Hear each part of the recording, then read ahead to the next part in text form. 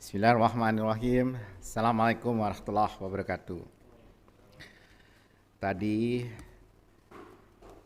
baru saja selesai sidang kabinet paripurna yang dipimpin langsung oleh Bapak Presiden, dihadiri oleh Bapak Wakil Presiden dan seluruh kementerian dan lembaga.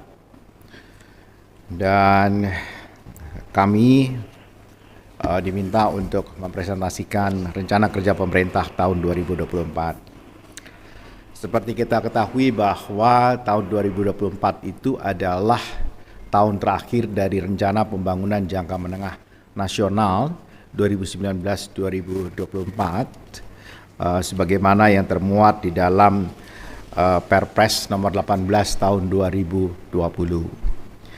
Karena itu target-target pembangunan atau sasaran-sasaran pembangunan pada tahun 2024 itu kita ingin dekatkan pada target yang sudah disusun di dalam kerangka RPJMN 2019 hingga 2024. Dan seperti kita ketahui bahwa rencana pembangunan jangka menengah nasional 2019 hingga 2024 itu menggunakan angka baseline pada tahun 2019.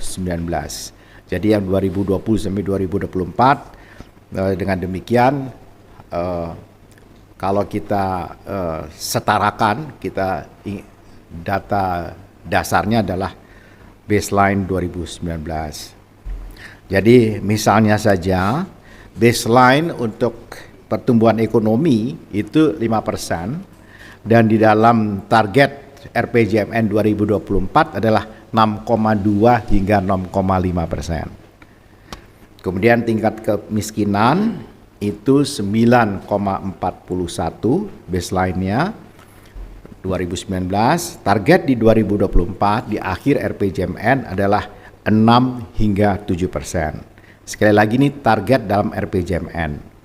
Demikian juga tingkat pengangguran terbuka dari 5,28 kita berharap mencapai 3,6 hingga 4,3%. Rasio Gini yang 0,382 kita harap bisa mencapai setidak-tidaknya 0,374. Sebenarnya standarnya itu 0,36 ke 0,374. Itu di RPJMN. Kemudian penurunan emisi gas rumah kaca dari 24,92% harus dicapai ya, target akhir 2024 itu 27,3. Kemudian nilai tukar petani dari 100,9 menjadi 105 dan nilai tukar nelayan 100,2 hingga 107. Itu baseline-nya. Lalu kita melihat perkembangan terakhir.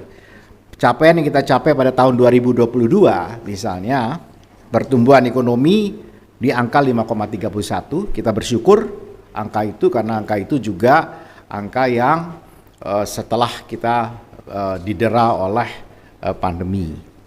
Kemudian tingkat kemiskinan juga pada tahun lalu mencapai angka 9,57 ya. Dan kemudian tingkat pengangguran terbuka di 5,86, rasio Gini di 0,381, indeks pembangunan manusia di 72,91, penurunan emisi gas rumah kaca di 26,87, kemudian nilai tukar petani 107, kemudian nilai tukar nelayan 106. Dari semua capaian ini, hanya penurunan emisi gas rumah kaca, nilai tukar petani, dan nilai tukar nelayan yang di atas rencana kerja pemerintah tahun 2022. Karena itu pada target 2024, skenario planning yang disusun oleh Bappenas, ya, target pertumbuhan ekonomi adalah 5,3 hingga 5,7. Sekali lagi bukan asumsi. Kalau kerangka ekonomi makro di Kementerian Keuangan itu mereka menggunakan angka asumsi. Kalau yang disusun oleh kami itu adalah sesuatu yang harus dicapai. Yang sesuatu dicapai yaitu antara 5,3 hingga 5,7. Tingkat kemiskinan kita berharap bisa ditekan antara 6,5 hingga 7,5. Ini masih tetap di bawah target 2000 RPJMN, ya. Pertumbuhan ekonomi juga di bawah target RPJMN. Tingkat pengangguran terbuka 5 hingga 5,7. Ini juga di bawah target RPJMN. Kemudian rasio Gini itu 0,374, ini juga di bawah target di RPJMN.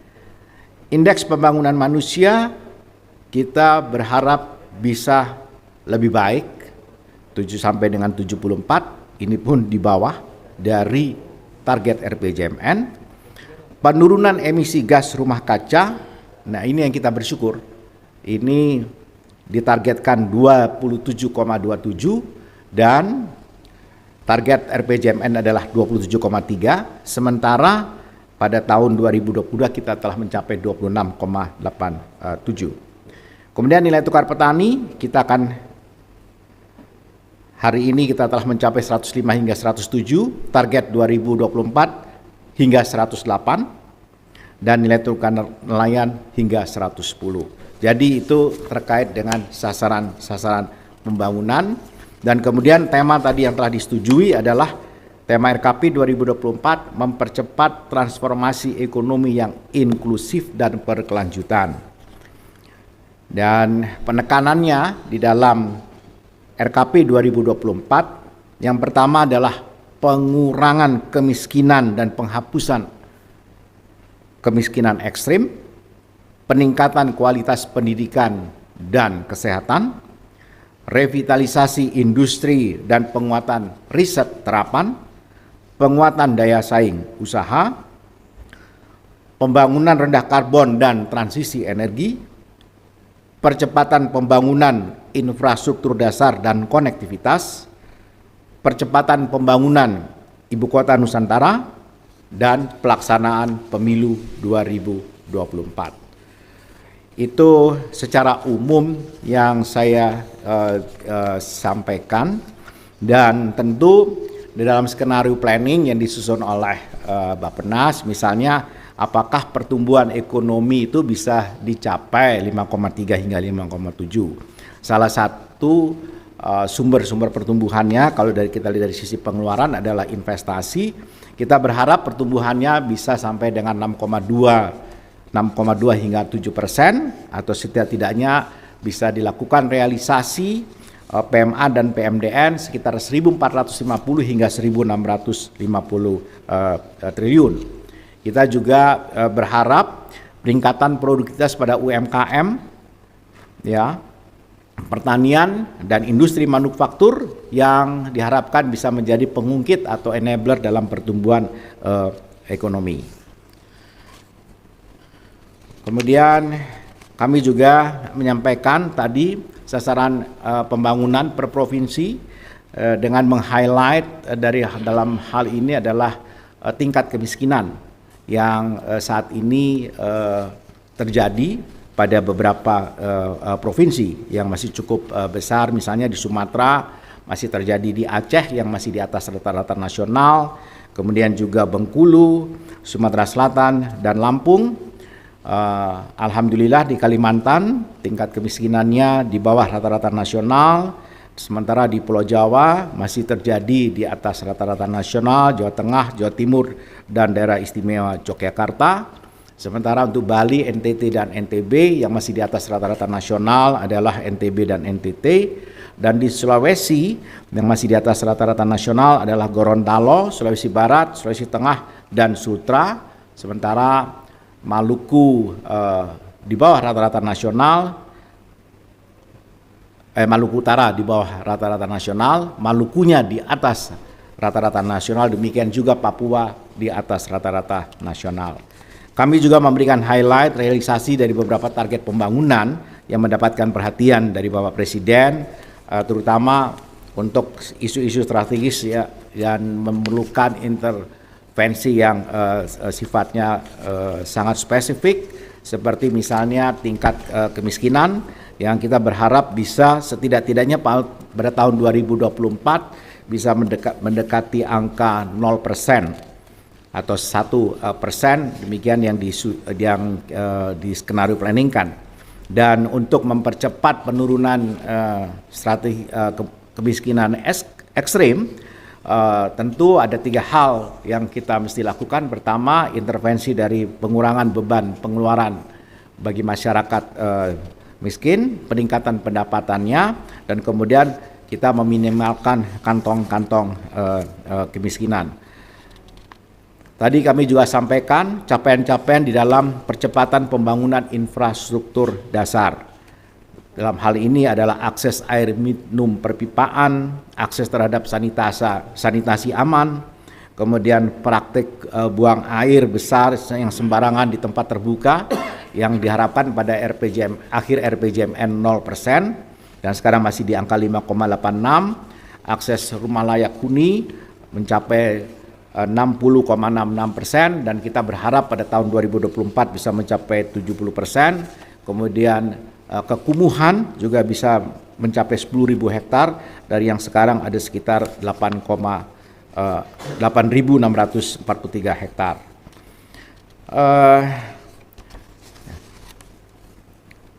Dan tadi juga Bapak Presiden mengingatkan kami hal-hal yang harus mendapatkan perhatian dalam hal ini soal kesehatan, yaitu mengenai penyakit-penyakit yang Indonesia seharusnya sudah bisa melakukan eliminasi. Misalnya kita masih penderita kusta nomor 3 di dunia, TB nomor 2 di dunia, dan kasus malaria masih terjadi, dan pada tahun lalu terjadi 415.140 kasus baru. Kemudian prevalensi stunting yang masih di angka 21,6%, dan imunisasi ya kita harapkan bisa mencapai 90%. Imunisasi dasar lengkap bayi yang masih 5 sebenarnya sudah bisa sampai 6 sampai 11. Kemudian stunting yang bisa sampai dengan 14%. Tentu ada harapan misalnya di 12 provinsi prioritas dalam hal untuk penurunan stunting. Tadi kami juga mendapatkan berita mengenai di Sulawesi Barat yang relatif masih tinggi, yang angkanya di sekitar memang 32,7%. Di samping itu ada peningkatan pelayanan terhadap penyakit katastropik. Apa penyakit katastropik? Itu penyakit-penyakit berat yang tingkat fatality-nya tinggi, sekalipun insidensinya tidak terlalu tinggi. Ada 4 penyakit dengan beban pembiayaan BPJS yang terbesar, yaitu jantung sekitar 10,3 triliun, kanker 3,5 triliun, stroke 2,5 triliun, kemudian gagal ginjal 2,3 triliun. Kanker ini yang terbanyak itu adalah yang diderita oleh perempuan, ya, dan salah satu program misalnya yang diusulkan oleh Bappenas kepada Kementerian Kesehatan, ya, disepakati oleh Kementerian Kesehatan, yaitu membelikan alat untuk mamografi, ya, sehingga ibu-ibu di seluruh Indonesia bisa mendapatkan pelayanan pemeriksaan yang lebih awal. Karena kalau kanker ini masih stadium 1, stadium 2 itu insya Allah masih bisa ditangani, tapi kalau stadium 3 dan stadium 4 amat berat. Dan selain itu kami juga menyampaikan mengenai antisipasi dampak perubahan iklim. Kami menyampaikan bahwa berdasarkan angka ONI, Oceanic Nino Index, itu ada kecenderungan pada tahun depan terjadi El Nino, di mana justru kita kekurangan air, Nah, ini ada hubungannya nanti dengan pangan, ya, dan produksi padi dan seterusnya. Karena itu diperlukan sebuah perkuatan untuk early warning system, kemudian teknologi modifikasi cuaca dan sebagainya. Saya kira itu beberapa hal yang disampaikan. Tentu yang kami sampaikan tadi belum menggambarkan semuanya, karena berikutnya adalah kami akan menyusun misalnya antara lain dana alokasi khusus DAK, tematiknya seperti apa yang ke depan, kemudian juga nanti akan dibicarakan secara lebih detail untuk menyusun rincian rencana kegiatan per kementerian dan lembaga, termasuk di mana lokasinya, dan bersama-sama Kementerian Keuangan untuk memastikan alokasi anggarannya pada tahun 2024. Demikian dari saya, terima kasih. Assalamualaikum warahmatullahi wabarakatuh. Waalaikumsalam.